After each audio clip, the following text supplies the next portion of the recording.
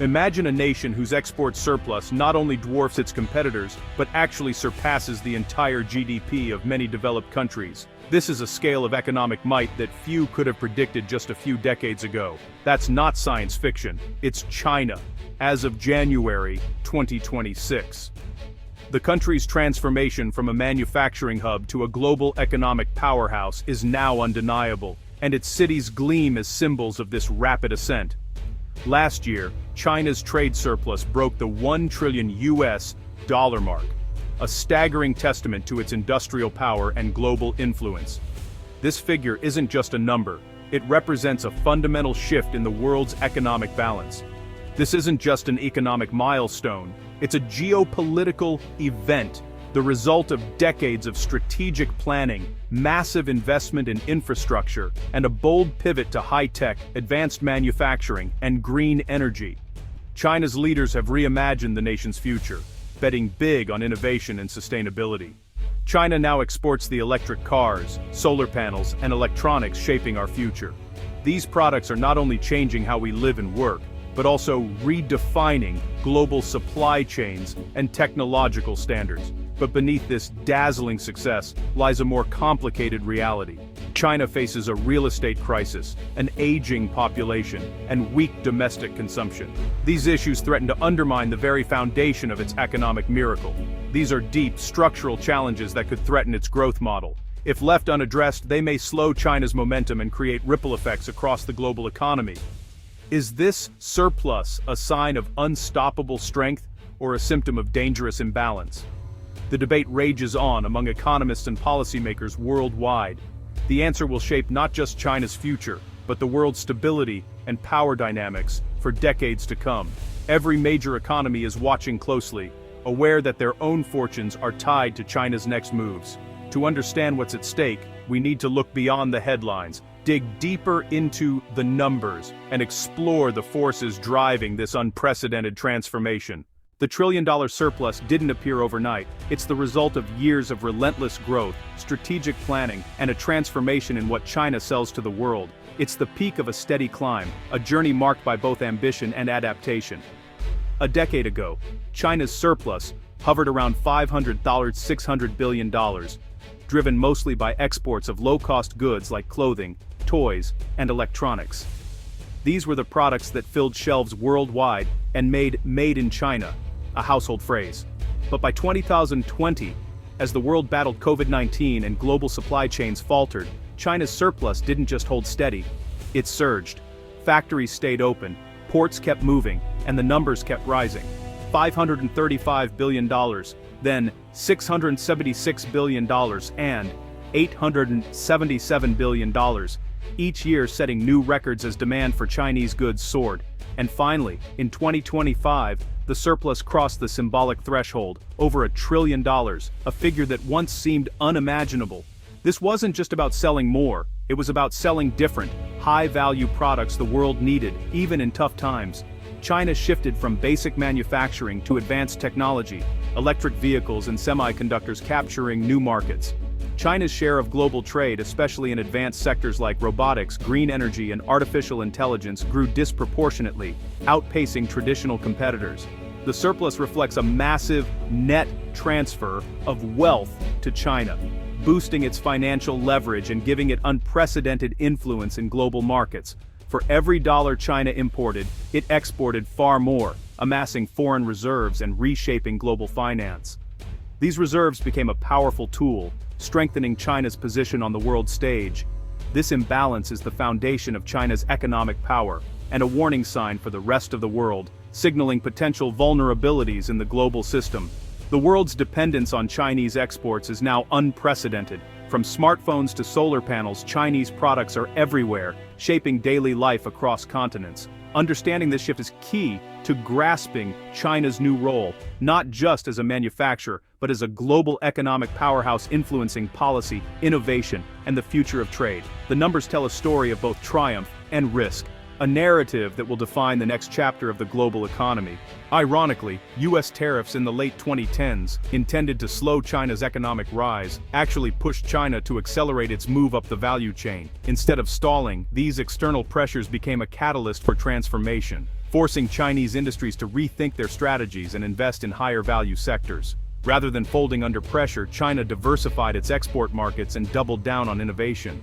Chinese companies began forging new partnerships across Asia, Europe, and Africa, expanding their global reach and influence. This strategic pivot allowed China to weather the storm and emerge even stronger. By 2025, China's trade surplus was no longer driven by toys or textiles, but by cutting-edge products like electric vehicles, solar panels, and advanced lithium batteries. These industries became the new engines of growth, propelling China into the forefront of global technology. Chinese EVs from brands like BYD and NIO began to flood global markets, outpacing legacy automakers and challenging established giants in Europe and the US. Their rapid rise signaled a new era in the automotive industry, with China leading the charge in electric mobility. In green energy, China came to control over 80% of the solar panel supply chain, making it indispensable for countries racing to meet ambitious climate goals. Chinese solar technology became the backbone of renewable energy projects worldwide, from deserts in the Middle East to rooftops in Europe. Advanced electronics and telecoms soon followed, with companies like Huawei and ZTE expanding rapidly in developing nations. Their affordable high-quality products helped connect millions to the digital world, further cementing China's role as a global tech leader. China also became the go-to supplier for countless intermediate components, from drone parts to circuit boards, powering everything from consumer gadgets to industrial machinery. This dominance in the supply chain made Chinese manufacturing nearly impossible to replace. The post-tariff pivot worked. China transformed from the world's workshop for cheap goods into a high-tech powerhouse, setting new standards in innovation and efficiency. Its factories now produce some of the most advanced technologies on the planet. This dramatic shift redefined global competition, forcing other nations to rethink their own industrial strategies and adapt to a new technological landscape shaped by China's rise. The world now relies on China for the technologies of the future, from artificial intelligence to green energy, making its influence felt in every corner of the global economy. China's transformation wasn't accidental. It was engineered by state policy. The Made in China 2025 strategy targeted key sectors with subsidies, R&D grants, and state-backed loans. Decades as the world's factory built a supply chain ecosystem that's nearly impossible to replicate. China's grip on refining critical raw materials, lithium, cobalt, rare earths, gives it a cost and security edge. Massive investment in semiconductors, AI, and biotech has made China a formidable competitor, even if not fully self-sufficient. The result, a vertically integrated, technologically advanced export machine. The trillion-dollar surplus is the payoff for this relentless, state-driven push. China's industrial policy has changed the global economic landscape. The trillion-dollar surplus masks serious domestic vulnerabilities. China's real estate sector, once a growth engine, is now mired in debt and defaults, eroding household wealth and local government finances. Weak domestic consumption persists, as high savings rates and a shaky property market make consumers cautious. The economy produces far more than its people can consume, making it dangerously reliant on exports. Meanwhile, a shrinking, aging population threatens long-term growth and strains social systems. These pressures force China to export even more, not just out of strength, but necessity. The surplus is as much a sign of domestic fragility as global dominance. China's internal imbalances are a ticking clock beneath its export success. China's export machine has created deep global interdependence. The world's green transition relies on Chinese solar panels and batteries. Automakers depend on Chinese components. Disruptions in China ripple instantly across global supply chains, causing shortages and price spikes. But this dependence is mutual. China's surplus requires healthy demand abroad. A recession in the US or Europe would hit Chinese factories hard. China's foreign currency reserves, much of it in US treasuries, tie its fortunes to global financial stability. Efforts to de-risk supply chains are slow and costly. For now, the world remains deeply enmeshed with China. The scale and efficiency of China's manufacturing are unmatched. The global economy is bound to China's fate, for better or worse. The trade surplus is a geopolitical force. For Beijing, it's proof of the state-led model's success and a tool for global influence, especially among developing nations. But it also fuels tension. The West sees China's dominance in green tech and EVs as a threat, sparking protectionist backlash. China's control of key supply chains gives it leverage, but also makes others wary of overdependence. This has triggered new trade barriers and the formation of economic blocs aimed at countering China. Yet, China's export model is itself vulnerable, dependent on open markets and stable trade routes. Any major disruption could threaten China's own stability. Economic interdependence is both China's strength and its constraint. From here, China faces two possible futures. In one, it manages its property crisis, reforms social safety nets, and uses innovation to offset demographic decline. China cements its lead in green tech and advanced industries, becoming the world's primary economic power. The surplus becomes a symbol of enduring strength. In the other, internal contradictions overwhelm progress.